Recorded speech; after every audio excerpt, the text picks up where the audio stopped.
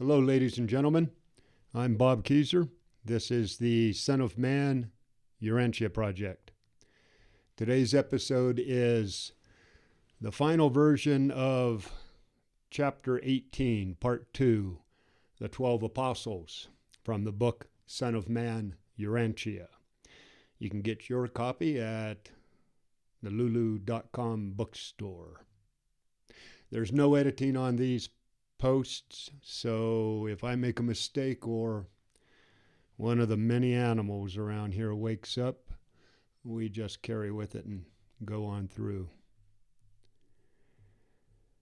Chapter 18, The 12 Apostles, Part 2. Almost, that is. Hold on a minute. Here we go. Honest Nathaniel.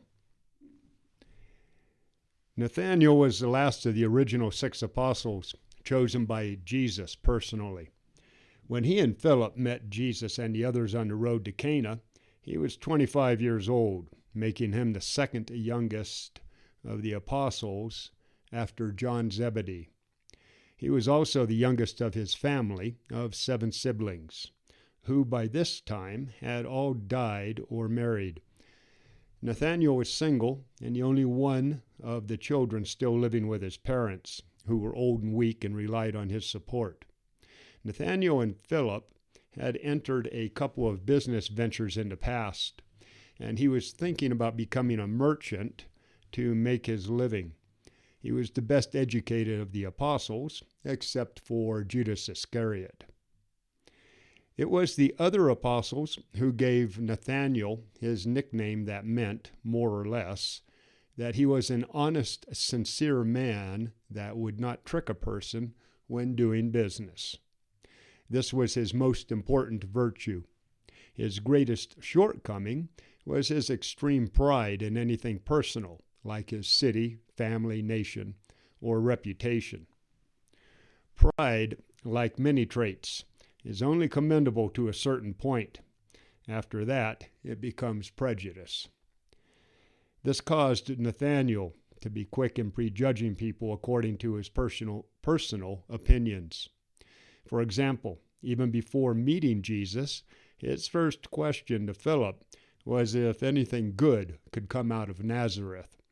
But with that said, Nathanael was not stubborn, and he could change his mind like he did with Jesus as soon as he looked into his face. Nathanael was the odd genius of the apostles. He was at once a dreamer and philosopher, but with a practical side. He could swing from being serious and intellectual one moment to telling jokes and stories the next. When at the top of his game, Nathanael was the best storyteller of them all, and Jesus enjoyed talking with him, whether serious or not. Over time, Nathanael gave importance to Jesus, his mission, and the kingdom of heaven, even if he never took himself seriously. The trait that Nathanael most admired about Jesus was his tolerance, his generous sympathy, and broad-mindedness. With the exception of Judas Iscariot, Nathanael was loved and respected by the other apostles. They all got along well. Judas's problem related to Nathanael's attitude. He did not think that Nathanael was taking his job seriously.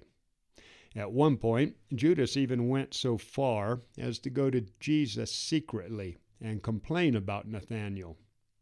After listening to Judas, Jesus scolded him a bit, saying, "Judas, be careful and watch your step. Do not over-magnify your office. Who of us is competent to judge his brother? It is not the Father's will that his children should only do the serious things in life. Let me repeat, I have come that my family in the flesh may have more abundant joy, life, and happiness. Go and do the work that has been entrusted to you, and do it well, but leave Nathanael, your brother, to make his account with God." Judas had too much pride. and he did not appreciate being chastised by Jesus. This memory of those and many other events continued to taint Judas's heart right up until the end. There were many times when Jesus was away on the mountain with John, Peter, and James that issues between the other apostles would become heated to the point that even Andrew was not sure how to relieve the tension. It was times like this when Nathanael would come up with a flash of good humor or a bit of appropriate philosophy to bring everything back to balance. Nathanael's job was to take care of everyone's families. This meant he could not attend all of the conferences between Jesus and the apostles, because whenever something happened, he would immediately have to leave, go to that home, and handle the problem. Nathanael performed his duties well, and all of the others rested securely, knowing that their families were safe in his hands. After Pentecost and the death of his father, Bartholomew, Nathanael left for India and Mesopotamia, baptizing believers and spreading the good news of the kingdom of heaven. He was not part of organizing the religion that arose after Jesus was killed, and none of the others ever knew what happened to their poet, humorist, and philosopher. But Nathanael was a remarkable man in the kingdom and did much to spread Jesus' teachings before he died in India. Matthew Levi. Matthew, chosen by Andrew, was the seventh apostle. He came from a family of taxmen and was himself a customs collector in Capernaum, where he lived. Matthew was married, 31 years old, and had 4 children when he joined the group. Jesus never gave Matthew a nickname, but before long, the others started to call him the money getter, or something to that extent. Matthew was moderately wealthy, the only one of the apostles who was. He was a good businessman and naturally gifted with the ability to make friends and get along well with many different types of people. Because of these traits, Andrew put Matthew in charge of their finances. He was the apostles' spokesman when it came to raising money from the wealthier citizens. Matthew was a good judge of human nature and did well at marketing. He was intense, sincere, and continually grew in his belief in Jesus and the certainty of the kingdom of heaven, even though his duties finding money meant he was not in on all of the best of Jesus' talks to the others. Matthew's strong point was his complete devotion to the cause. He was intensely loyal to Jesus and devoted to his job of filling the treasury. Matthew was overwhelmed that he, a taxman, had been accepted by Jesus and the apostles. Still, it took the other apostles some time to get used to the idea of having a publican in their group.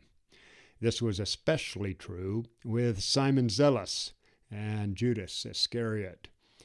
Matthew persevered despite his past, and in time, all of the apostles became proud of him and his efforts for the kingdom.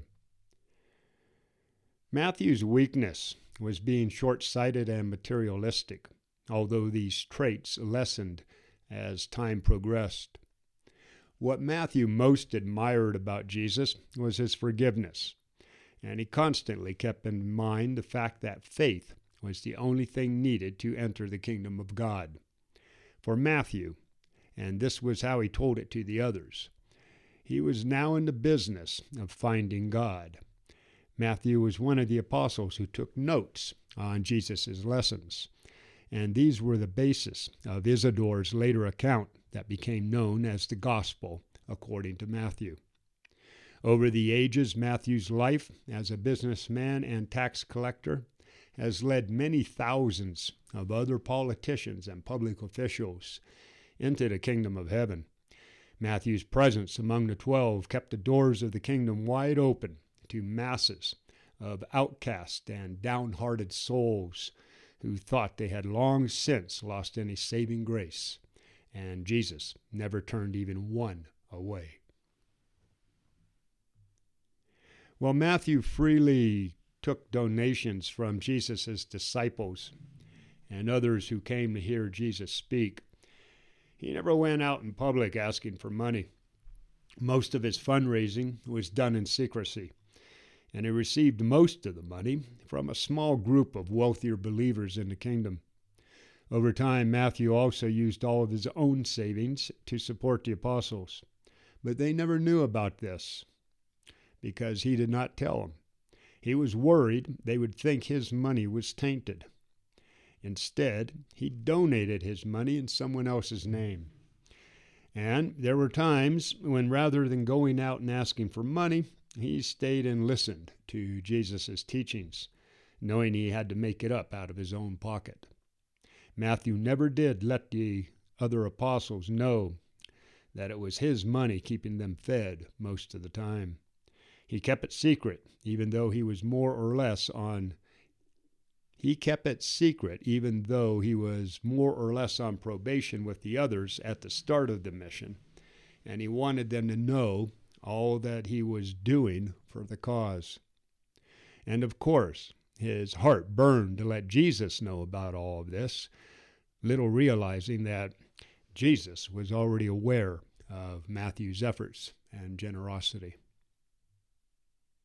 When the persecutions began and everyone had to flee Jerusalem, Matthew headed north preaching the gospel and baptizing believers in Syria, Thrace, Galatia, Bithynia, Cappadocia, and none of the other apostles ever knew what became of him.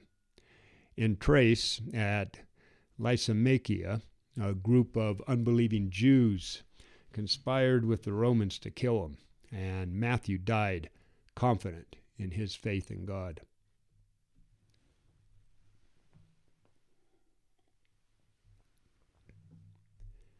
Thomas Didymus. Chosen by Philip, Thomas was the 8th apostle. He was married, 29 years old, and had 4 children. In the past, he had been a carpenter and stonemason, but when he joined the apostles, he was fishing out of Tarichea, a small village on the west bank of the Jordan, where it flows out of the Sea of Galilee. Thomas was not well educated, but he was the leading citizen of his town.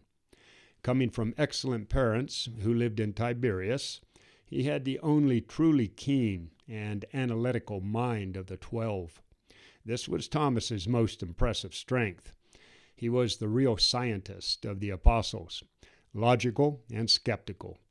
But while he has been known as Doubting Thomas, the apostles hardly saw him as a trifling skeptic with his courageous loyalty. Thomas's home life as a child was not good. His parents were not happy being married, and this affected Thomas's adult life. He tended to be disagreeable. As a matter of fact, even his wife was glad to see him join the apostles, happy that her pessimistic husband would be away from the house most of the time. Thomas was also suspicious, and this was his Achilles tendon. In the beginning, Thomas made Peter so mad that he went to his brother Andrew and complained that Thomas was mean, ugly, and always suspicious.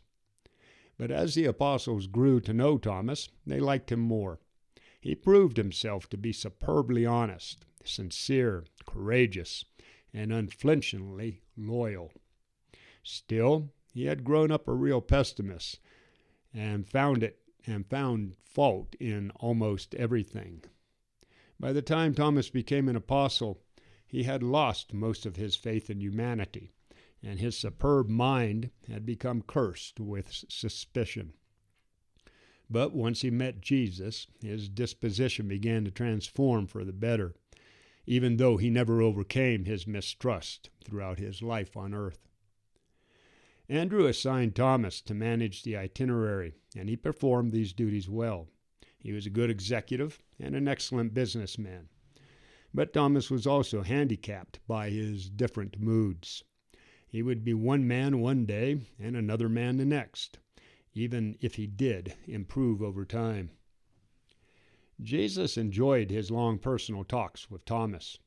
Being one of the apostles, he was an immense comfort to an being one of the apostles, he was an immense comfort to all honest doubters and proof that Jesus loved them despite their doubts. Thomas encouraged many troubled minds to come into the kingdom, even though he could not understand all of Jesus' spiritual and philosophical teachings. Thomas revered Jesus because of his matchless symmetry and superbly balanced character. The fact that Jesus was so just yet so merciful. Thomas admired that Jesus was firm but never obstinate, calm but never indifferent, tender but never vacillating, positive but never rough or rude, strong but at the same time gentle, pure and innocent but at the same time virile, humorous and playful but free from levity and frivolity, truly courageous but never rash, forceful or foolhardy, helpful and sympathetic but never meddlesome or dictatorial, and a true lover of nature but free from all tendency to revere nature. Intellectually, Thomas probably appreciated Jesus more than any of the 12. In the discussions between the apostles, Thomas was a conservative. He was cautious and focused on safety first. He would debate something as being foolhardy and presumptuous to the bitter end, but if Andrew put it to a vote and he lost the argument, he was the first to say, "Let's go," and fearlessly head out to do whatever had been decided. Time and again, Thomas would argue against Jesus exposing himself to danger.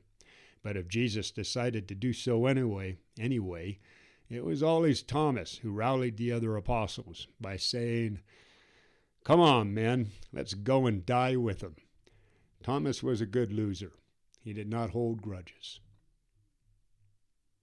Thomas was in some respects like Philip, in that he always wanted to be shown. But Philip's outward expressions of doubt were analytical, not merely skeptical. As far as physical courage was concerned, he was one of the bravest among the 12. Thomas had some bad days. He could be moody and downcast at times. He had lost his twin sister when he was 9 years old, and this sadness added to his temperamental problems later in life.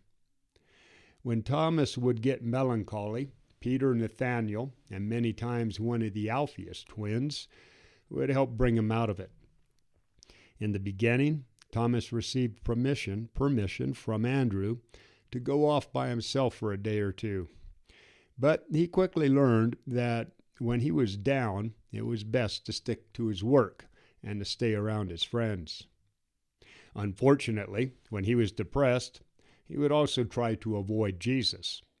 But Jesus knew all about this and understood why he was harassed by doubts and occasional times of depression.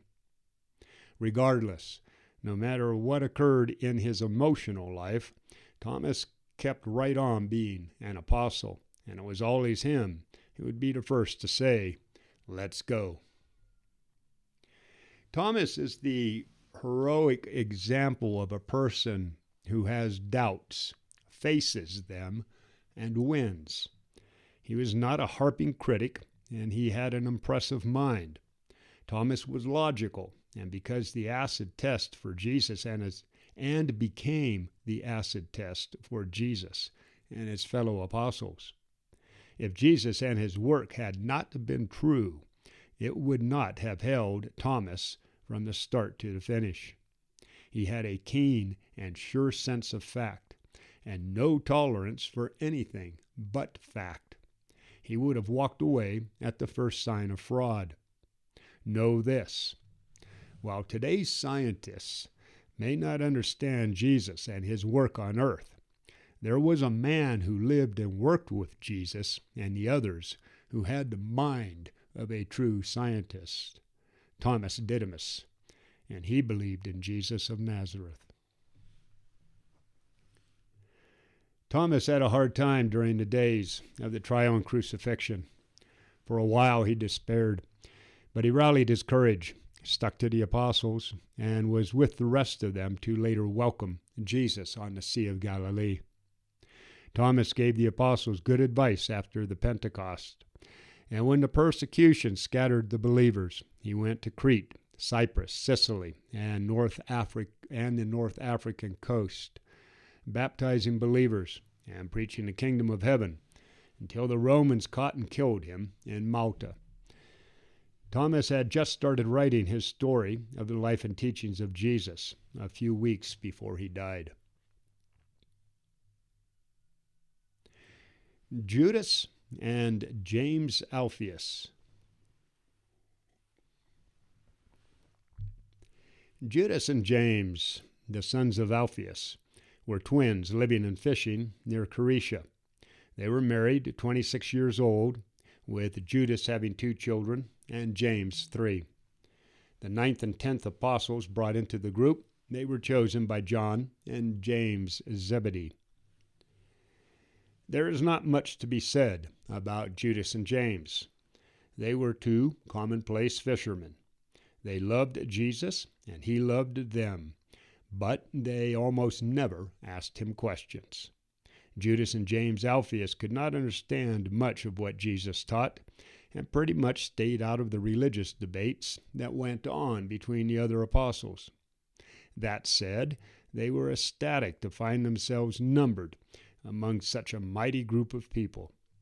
Judas and James were almost identical in mentality, appearance, and spiritual perception. What is said of one can be recorded for the other. Andrew assigned Judas and James to be in charge of all of the people that came to hear Jesus speak. The common folk were encouraged to see 2 people like themselves honored as apostles, and this alone brought many faint-hearted believers into the kingdom. They also appreciated that it was 2 ordinary people like themselves acting as the official ushers, telling them what to do. Judas and James were in effect the expediters for the 12. They helped Philip with the supplies, took money to the families for Nathanael, and were always ready to help out as needed. Judas and James were also called Lebbaeus. Damn it, Bob. Lebbaeus and Thaddeus. They had no strong or weak points. There was nothing outstanding about either of them. They did not have the same mental power as the others. They knew it, and they were actually happy about it. The other apostles gave these 2 nicknames, all in fun, that pretty much meant that they were average, ordinary, and commonplace guys. The twins were good-natured and simple-minded helpers, but they were also kind, faithful, and generous. Everybody loved them. Jesus took them on as apostles because he did not look down on a lack of talent, just evil, and making it sin. Judas and James were like many other fair-minded people on his worlds of time and space. When Jesus refused to allow a certain rich man to become an evangelist unless he sold his goods to help the poor, and yet the people saw that the twins were apostles, they were then certain that Jesus was no respecter of persons. For Jesus, a person's status on any of the material worlds of time and space means nothing. Faith is all that matters. Only the kingdom of heaven could be built on such a fragile human foundation, and the twins were proud yet humbled to be included. For Judas Alphaeus, it was Jesus' dignity and humility that he admired the most. Jesus never tried to bring attention to himself, and that made a significant impression on Judas.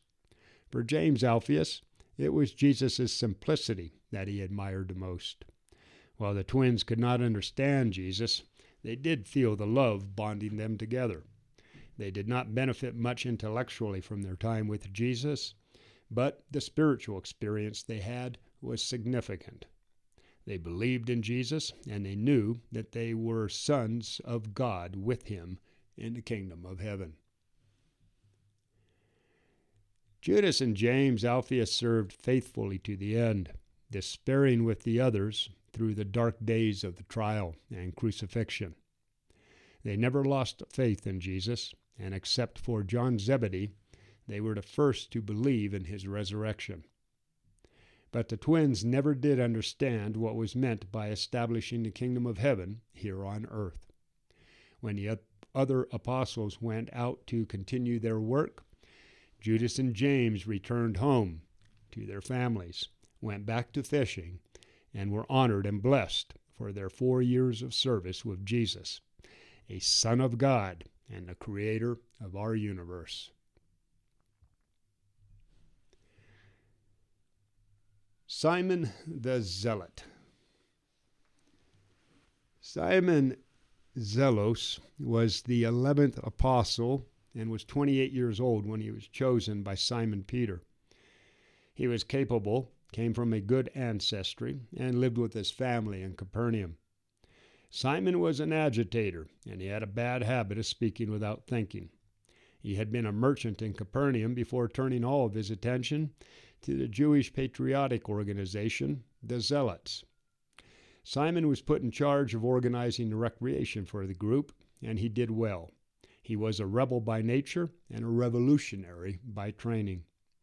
Simon had always leaned toward protest, but Jesus guided him on the path of eternal progression to truth and spirit. He was a man of intense loyalties with warm personal friendships, and he deeply loved Jesus. The one thing that Simon admired the most about Jesus was his composure. He was always calm, poised, and sure that he was right. Simon's strength was his ability to inspire people. When the apostles found someone that was unsure about entering the kingdom, they would send for Simon, and it usually only took them about 15 minutes to help the person see their salvation through faith in God. Simon's biggest weakness was that he was material-minded. Even though Jesus had many talks with him over the 4 years, Simon could not make the transition from being a worldly-based Jewish nationalist to a more spiritual view that included others in the kingdom. Jesus told him that it was proper to see the social, economic, and political orders improved, but then he would always add, "That is not the business of the kingdom of heaven. We must be dedicated to doing the Father's will. Our business is to be ambassadors of a spiritual government on high, and we must not immediately concern ourselves with anything but the representation of the will and character of the Divine Father who stands at the head of the government whose credentials we bear." This was all hard for Simon to understand, and it took him a long time to grasp even a part of Jesus' teachings. Still, Jesus was always patient with him. Jesus was not afraid to identify himself with skeptics, patriots, laborers, optimists, publicans, pessimists, politicians, businessmen, and philosophers. Well, Simon started out as a fearless revolutionary agitating people wherever he went. He eventually calmed down and became a powerful and effective preacher of peace on earth and goodwill among humanity. He loved to argue, and when it came to dealing with the legalistic minds of the educated Jews or the intellectual quibblings of the Greeks, the apostles always sent Simon. When the apostles were scattered from Jerusalem because of the persecutions, Simon was emotionally crushed and went into semi-retirement. He had given up his patriotic mission to follow Jesus, and then, after everything, he thought he had lost it all. It took Simon a few years, but he eventually aroused his spirits and went forth preaching the gospel of the kingdom of God. He first went to Alexandria, and then after working his way up the Nile, he went deep into the heart of Africa, preaching the gospel of Jesus and baptizing believers along the way until he died a frail old man. Judas Iscariot. Judas Iscariot was the 12th apostle and was chosen by Nathanael. He was single and 30 years old. Judas was born in Kerioth, a small town in southern Judea. When he was a child, his parents moved to Jericho. Judas had worked for his father, who had several businesses up until Judas started following John the Baptist. Judas's parents were Sadducees, and when he joined John's disciples, they disowned him. Judas was trying to get a job drying fish on the lower end of the Sea of Galilee when Nathanael met him at Urantia. Judas was probably the best educated of the 12 and the only Judean of the apostles. He had no natural outstanding traits, but he did have culture and social training. Judas was a good thinker, but not always an honest thinker.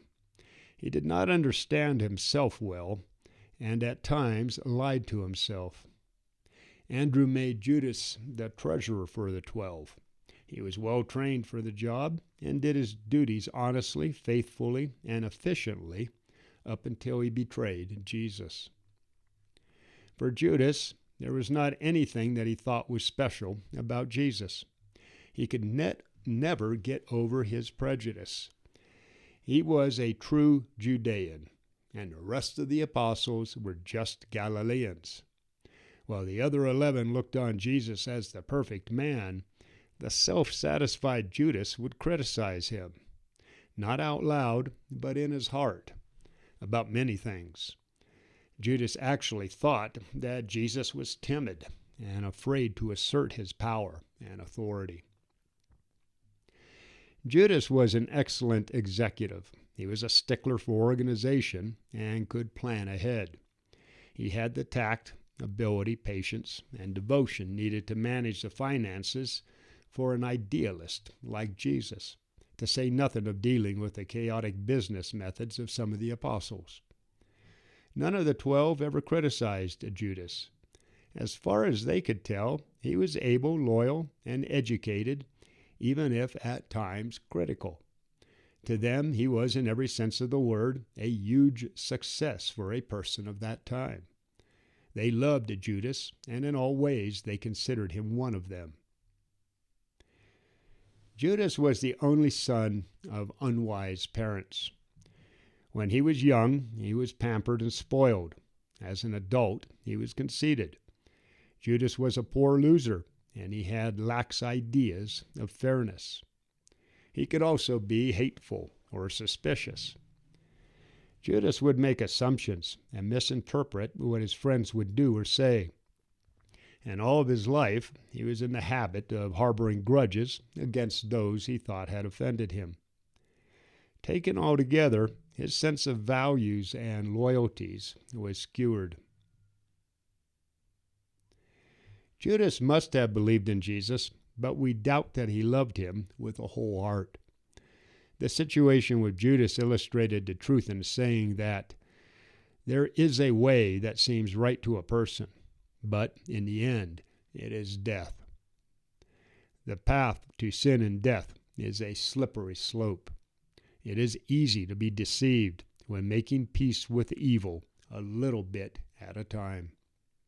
And no, money was not the motive for Judas's betrayal of Jesus. He was always financially loyal to his master and his fellow apostles. For Jesus, Judas was an adventure in faith. From the beginning, Jesus knew about Judas's weaknesses and the dangers of letting him into the group. But the sons of God in all universes give every created being a full and equal chance for survival and salvation.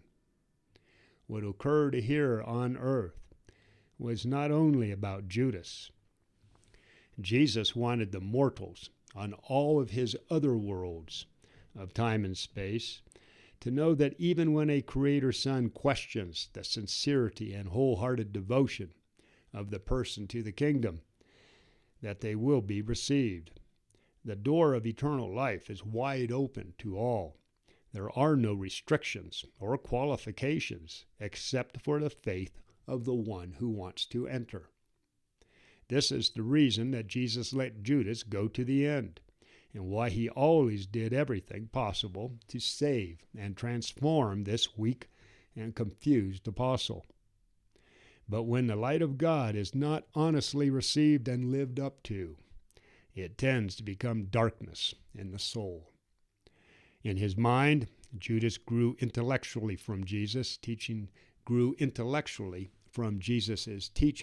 of the kingdom. But in his heart, he did not grow spiritually like did the other apostles. Judas had his feelings hurt many times, and he became more disappointed each day. He became suspicious and finally resentful of Jesus and the other apostles. In the end, he was obsessed with getting even if it meant betraying his master. These wicked and dangerous ideas took shape in Judas's mind when a woman, in gratitude, broke an expensive box of incense at Jesus' feet. And when Judas complained about the loss, Jesus swept his concerns aside in front of everyone. That was too much for Judas, and it brought forth all of his stored-up hate, hurt, malice, revenge, prejudice, and jealousy that had been building up over his lifetime.